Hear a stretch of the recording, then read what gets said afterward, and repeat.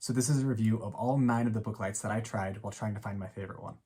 The light panel light. It seems like a really cool design. The clear thing, you put it directly on the page. The light shines out, illuminates the page. It actually works really well. My main issue with this is that you kind of have to move it on every page that you read, and you have to move it to turn the page, and it just seemed kind of annoying.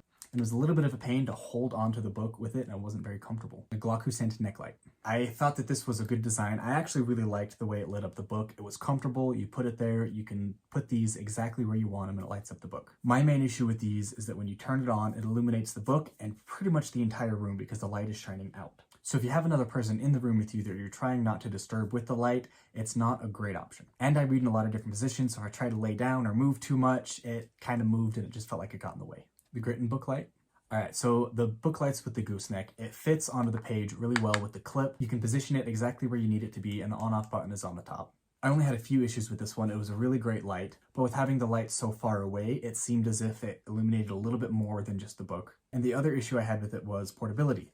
This gooseneck, you can kind of try to get it a little bit smaller and put it places, but I couldn't slip it into my pocket or anything like that. So that was really the only reason I ruled this one out. It is a good design. Now, this little one, I had to try it. It's super thin. The whole idea behind this one is that you can be used as a bookmark and place it inside your books, which is a great idea. I love that. And the light works as a magnet. You have to take this and flip it around and it turns on the light.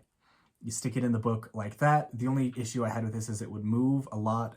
That had a tendency to turn on its own without being prompted by me, obviously. And with how thin and flimsy it was, it didn't stay in the book very well, it didn't stay magnetized very well, and the light shook on the page so much, I really didn't like it. It's a great idea, a great design, I like the concept, but I think it needs more work than just this. The BABO book light.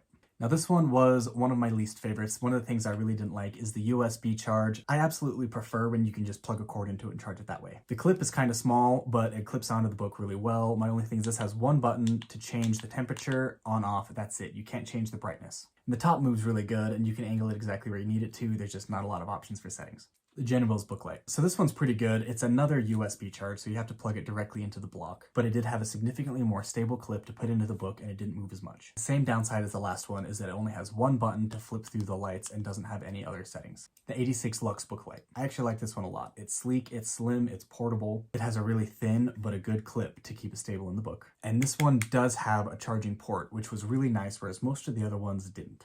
There are 2 buttons on the side here to switch through the temperatures of the light and the brightness. But there's no on and off, so you have to switch through all of the different temperatures in order to turn it on and off. And that really is why these 2 Gooseneck book lights were my favorite. They both had the most features and the most customizability with the light. They both have the on and off button that turns the light on and off independent of the temperature or brightness. So when you turn it on and you can change the brightness, if you turn it off and then back on again, that setting is saved. The only downside for these 2 is that both of them are the USB charge, which isn't my favorite. I wish they had the charging port. Both almost had the exact same clip, which is really good and really stable in the book. I loved it. And the lights lit up really well. You could move them, put them exactly where you wanted to, and they looked great on the page. There was only 2 things that separated these 2 lights from each other, and those were really the deciding factor between these 2 because they were so good and so close together I couldn't decide for a while. Now this one had 2 slightly different features that made it just a little bit better in my opinion. One was that the light could slide up and down, giving you just a little bit more customization in where you wanted the light to hit. And this one didn't have that. The other feature that I liked, and I think it was actually the deciding feature for this book light, was this button down here at the bottom.